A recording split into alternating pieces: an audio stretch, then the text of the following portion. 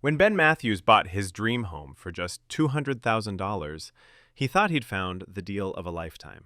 But what he discovered in his attic would reveal one of the most twisted real estate scams ever uncovered.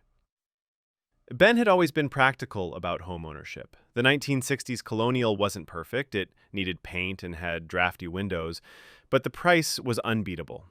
After 2 weeks of settling in, Ben decided to tackle the spacious attic for storage. The wooden ladder groaned as he climbed into the dusty space. Afternoon sunlight filtered through a small window, casting shadows across the beams. That's when he saw them. Near the far corner, tucked between support beams, were three yellowish-white objects, about the size of softballs. They had an odd, fibrous texture, like old insulation, but something felt wrong.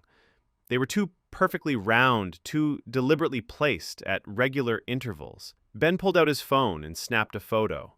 Through his camera, he noticed a faint shimmer in the air around them, like heat waves rising from pavement. Rather than touch the mysterious objects, Ben called Marco Rodriguez, his roofer. Marco had 30 years of experience with old houses and had seen everything from bat colonies to hornets' nests. "Marco, I found something strange in my attic," Ben said, sending the photo. The line went quiet for almost a full minute. "I'll be right over," Marco said, his voice suddenly serious. "Don't touch anything." 20 minutes later, Marco's pickup pulled into the driveway. His usual easygoing demeanor was gone.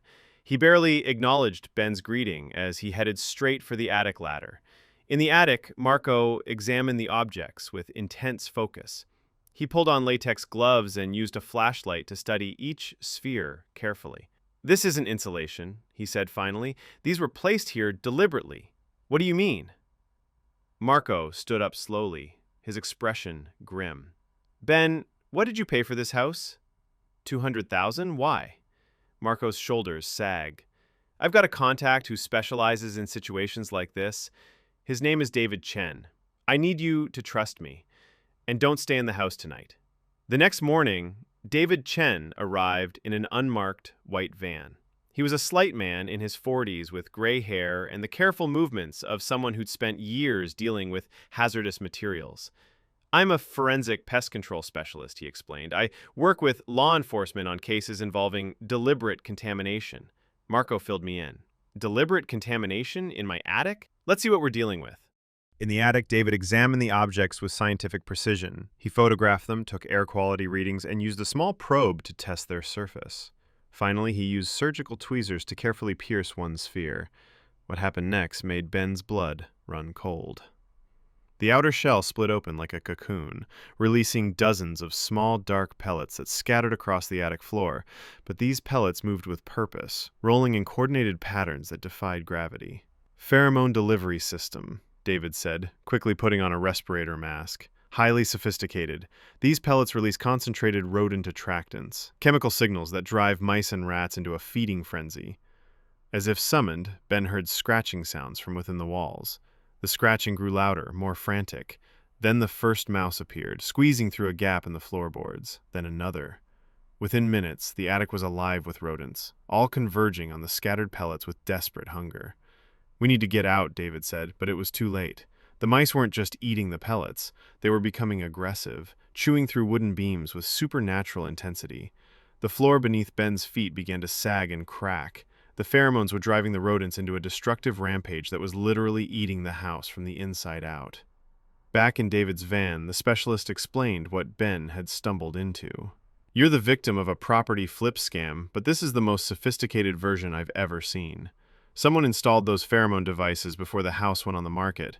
They're designed to activate gradually, creating a rodent infestation so severe it drives the homeowner to desperation." "But why?" "Simple. You'll get a call in the next few days from a helpful real estate company offering to buy your house as is, probably for half what you paid. Most people, faced with a house being destroyed by rodents, take the deal." Ben felt sick. "So they sell me a rigged house, then buy it back at a huge discount?" "Exactly. They clean out the devices, do minimal repairs, and sell it to the next victim. We've been tracking this operation for 2 years, but we've never caught them in the act. Until now." David pulled out his phone. "I'm calling the FBI. This is federal fraud, and with the evidence we just collected, we can finally shut them down. 3 days later, Ben received a call from Pinnacle Properties, claiming to specialize in distressed home purchases. They offered $100,000 cash for his house. "I understand you've been having pest problems," the representative said with practiced sympathy. "These old houses can be nightmares. We deal with situations like this all the time." But Ben was ready. With FBI agents recording the conversation and David's team documenting evidence, Ben played along. He agreed to meet with Pinnacle Properties the next day. 2 men in expensive suits arrived, expressing exaggerated concern about the unfortunate rodents situation. They had contractors ready to assess the damage and promised a hassle-free sale. What they didn't know was that federal agents were watching from unmarked vehicles, and David's team had installed surveillance equipment throughout the house. When the Pinnacle Properties contractors went into the attic, ostensibly to assess damage, but actually to remove evidence, they were caught red-handed. The investigation revealed a corruption network spanning multiple states. Pinnacle Properties had been running the scam for over 5 years, targeting middle-class homebuyers with promises of affordable housing. They'd corrupted home inspectors, bribed municipal workers, and had contacts in real estate agencies who steered buyers toward their rigged properties. The pheromone devices were manufactured by a shell company and designed by a former military contractor. Each device cost less than $50, but generated tens of thousands in profit through the property flip cycle. 17 people were arrested, including the heads of Pinnacle Properties and their network of contractors and inspectors. The FBI recovered evidence of at least 43 similar scams across 7 states. Victims were compensated through asset forfeiture.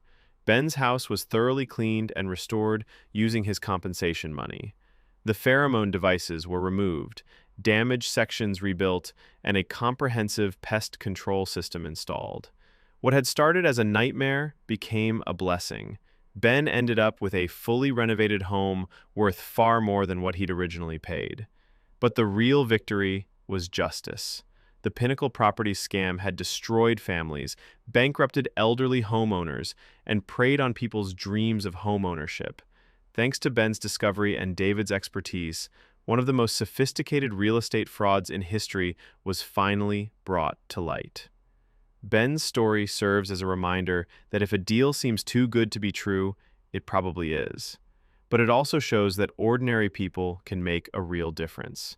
By trusting his instincts, seeking expert help, and working with law enforcement, Ben didn't just save his own home, he helped protect countless future victims. Today, Ben still lives in his house on Elm Street. He's become something of a local celebrity and regularly speaks at community meetings about home buying safety. The attic where he made his terrifying discovery is now normal storage space, filled with Christmas decorations and old furniture. But Ben never forgets the lesson he learned. Sometimes the most dangerous enemies are the ones who knock on your door with a smile and a business card, promising to solve problems they created themselves. This story highlights the importance of thorough home inspections and seeking expert advice when something seems wrong. While the specific details are unique, property fraud remains a serious issue affecting thousands of homeowners each year. Always verify credentials of any company offering to buy your home, especially if they contact you unsolicited during a crisis.